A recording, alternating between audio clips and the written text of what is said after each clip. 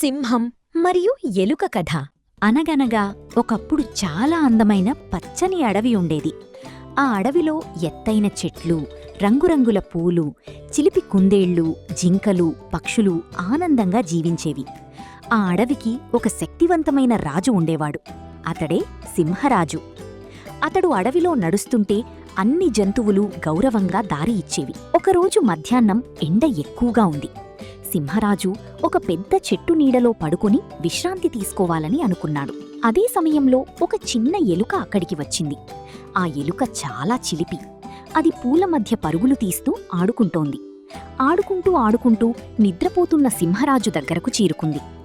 అది నెమ్మదిగా సింహరాజు తోకపైకి ఎక్కింది. అక్కడి నుంచి అతని వెన్నుపైన పరుగెత్తింది. తర్వాత అతని తలపైకి కూడా ఎక్కి దూకడం మొదలుపెట్టింది. అకస్మాత్తుగా సింహరాజు నిద్రలేచాడు. ఇది ఏమిటి అని ఆశ్చర్యపోయాడు. అతడు తన పెద్ద పంజాతో ఎలుకను పట్టుకున్నాడు. చిన్న ఎలుక భయంతో వణికిపోయింది. సింహరాజా, నన్ను క్షమించండి. నేను మీకు హాని చెయ్యాలనుకోలేదు. దయచేసి నన్ను వదిలేయండి అని వేడుకుంది. ఎలుక ఇలా చెప్పింది, ఈరోజు మీరు నన్ను కాపాడితే ఒకరోజు నేను కూడా మీకు సహాయం చేస్తాను. సింహరాజు అది విని నవ్వుకున్నాడు. నువ్వు చాలా చిన్నదానివి, అయినా నీ ధైర్యం నాకు నచ్చింది అని సింహరాజు అన్నాడు. అతడు ఎలుకను మెల్లగా నేలపై దింపి వదిలేశాడు. కొన్ని రోజుల తర్వాత సింహరాజు అడవిలో తిరుగుతుండగా వేటగాళ్లు వేసిన పెద్ద వలలో చిక్కుకున్నాడు. సింహరాజు ఎంత ప్రయత్నించినా బయటకు రాలేకపోయాడు. అతడు గట్టిగా గర్జించాడు. ఆ గర్జన అడవంతా మారుమోగింది. దూరంగా ఉన్న చిన్న ఎలుక ఆ గర్జన విన్నది. అది సింహరాజు గళం అని గుర్తించింది. వెంటనే సహాయం చెయ్యడానికి పరుగెత్తింది.